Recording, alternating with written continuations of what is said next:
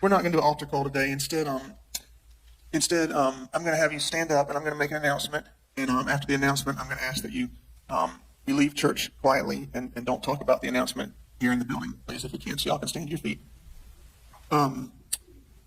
Before I make the announcement, I also want to say that my request to you is that you will continue to come to church and serve and give for the next little bit. 'Cause I don't want to have. I'm taking a little bit of a break, and I don't want to have to worry about the church. My break may be a few days, a few weeks. I don't know. I got a call late last night. My wife has passed away.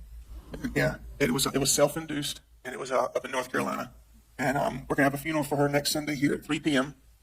And so it's all I can. Yeah, I'm just kind of going on adrenaline right now. So y'all pray for me and my kids and everybody.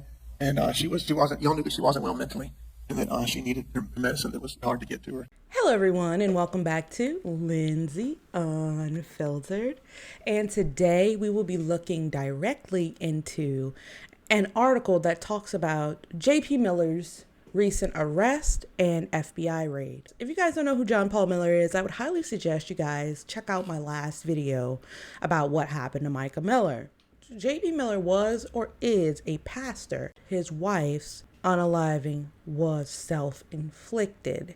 Now, as we saw the clip at the beginning of this video, we can kind of see JP acting very nonchalantly when it comes to delivering this news to the congregation. Now, I like to give people the benefit of the doubt. I have taken into consideration that he could have been in shock. The manner in which he gave the news seemed to be very suspicious. The way he brought it to the church was alarming when he said she had been struggling with her mental health for some time. Just didn't sit right with a lot of people. Now, fast forward to today, and John Paul Miller has been arrested.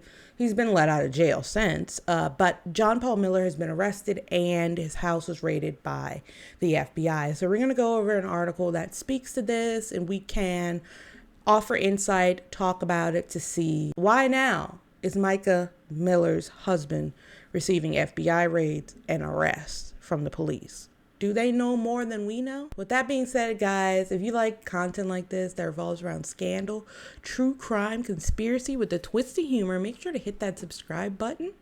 We are close to 1,900 subscribers. I thank each and every one of you. Hello, guys. So we're going to go ahead and read this article by Newsweek concerning J.P. Miller and his recent arrest. This was written by Erin Keller of Newsweek.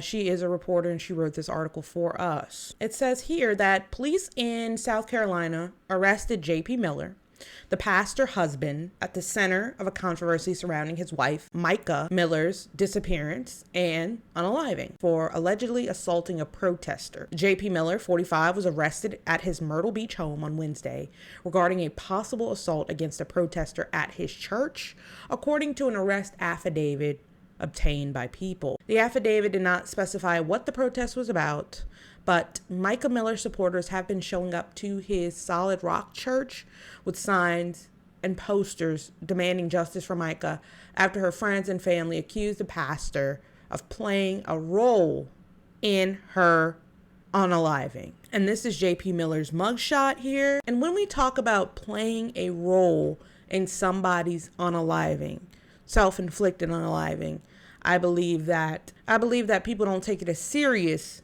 as they should. I mean, some people might say, well, they are the ones who did it, but people, places, things, experiences can influence those decisions. People can tell you that you are better off not here. People can antagonize you to do it, those types of things, and those types of things are illegal. Just because it is self-inflicted doesn't mean other individuals aren't responsible. So here we have a picture of J.P. Miller's mugshot, normal mugshot, right? The alleged abuse victim reportedly approached J.P. on Wednesday and said, "Here, kitty, kitty." Police claim J.P. Miller got into the victim's face and started recording her before tapping her cap and walking away. Police reportedly stated in the documents that they reviewed video from the protest, but did not see the alleged incident. It seems as if people are protesting the church because they may believe that John Paul Miller had more to do with Mica's passing than meets the eye, right? J.P. Miller's lawyer, Russell Long, allegedly shared a video with People of the alleged assaults. The outlet reports the video shows a woman running towards JP Miller, and the person recording yells, "Pussycat, pussycat, run, run, run." Here's a photo of the FBI raiding the home of JP Miller on November 1st. The FBI is not raiding your home because you tapped a woman on her cap. What is the FBI looking for in JP Miller's house? What kind of evidence do they believe is in JP Miller's house? It's definitely not because he tapped this woman on her cap. I feel like that's Myrtle Beach's way of just getting him behind bars. JP Miller then approached the woman in front of a car and appeared to hold his phone up to her. "Don't fucking touch me," the woman allegedly yelled. Long told the outlet that the alleged victim and video recorder were just baiting him and trying to coerce him. Newsweek did contact the Myrtle Beach PD. Long claims JP Miller held his camera up to the woman, but did not assault her. He says while the pastor had his camera up, he did not assault the victim. A witness told police that JP Miller struck the victim twice. It remains unclear whether JP Miller touched the victim at all. JP Miller was arrested at his home later Wednesday night. He was released on a $776 bond. "Enough's enough," Long told people about JP Miller's outrageous arrest. "The city of Myrtle Beach has failed this guy and his churchgoers. They've allowed people to unalive this church, and they're allowing these people to stalk and harass JP Miller. And arresting him just gives them more bait, right? It gives them more purpose. They're not going to stop." These protesters are on behalf of his late wife. I could see if they were protesters from something completely unrelated to JP, but they are there because they want to know more about what happened to his late wife. Why on earth are you arguing with people that are there to protest your wife's passing? If anything, you should be offering insight to these people. If anything, you should be opening up to these people. She was more than just any old woman to some people. She was a first lady, a friend, a daughter, all of these things. I don't think it's smart or wise to argue with those who are protesting because she passed. If anything, you should be on those people's side and not against them with the back and forth banter. Now, I say this with saying, I know how protesters can be. I know emotions are high, but I feel like JP is in the position to mediate things instead of keeping this big division around the idea, unless he's complicit in some way, allegedly, right? The lawyer says they're just baiting him. They've destroyed the church. They've destroyed JP's name, but the lawyer doesn't explain why the FBI pulled up. Right? In my opinion, the FBI isn't a small deal. So if they're coming to your house looking for something, they have a damn good idea that it would be there, right? We can go into the FBI raid on JP Miller's home. JP Miller's arrest comes days after the FBI raided his home on November 1st. This makes me think, is the FBI working with Myrtle Beach Police Department to let them know that they are on to JP Miller for something and looking into him for something?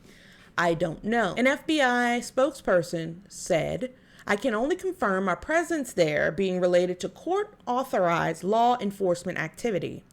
About 25 FBI agents were at the home wearing evidence response team uniforms. They reportedly put on gloves, brought bags from a truck while preparing to enter the residence. Neighbors told the outlet that JP Miller was not at home during the time of the raid, and they knew that he wasn't home, right? Evidence response team. What evidence are you trying to respond to? Let's talk about Mica Miller. Mica Miller, 30, passed from a self-inflicted wound in April and was found in a Lumber River State Park in North Carolina. However, her family previously shared their suspicions that her husband played a role in her unaliving. Mica and JP were at the midst of a divorce at the time that she passed. Her family claimed that she kept a journal, suggesting that she was a victim of abusive, coercive control. Mica's sister, Sierra Francis, said in an affidavit that her sister warned family members that if she ends up this way, it was not by her, but by her husband. JP Miller made headlines for appearing to make business moves.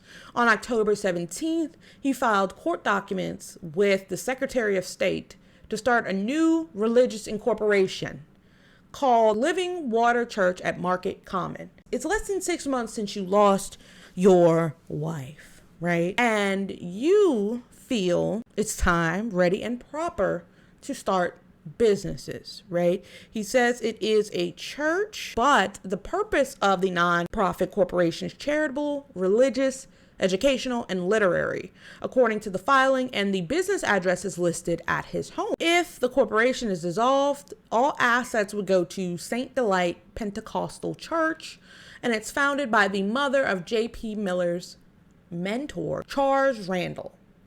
On October 23rd, J.P. Miller formally updated the address of his Solid Rock Church Ministries to its current location at 803 Howard Avenue in Myrtle Beach, South Carolina. Since 2006, the business address for Solid Rock had been his residential address for a home he shared with his first wife, Allison. That's not a big deal. He probably started the church when he was living with his wife, so he had that address on there and didn't change it. It doesn't change the question of why were the FBI at John Paul Miller's house?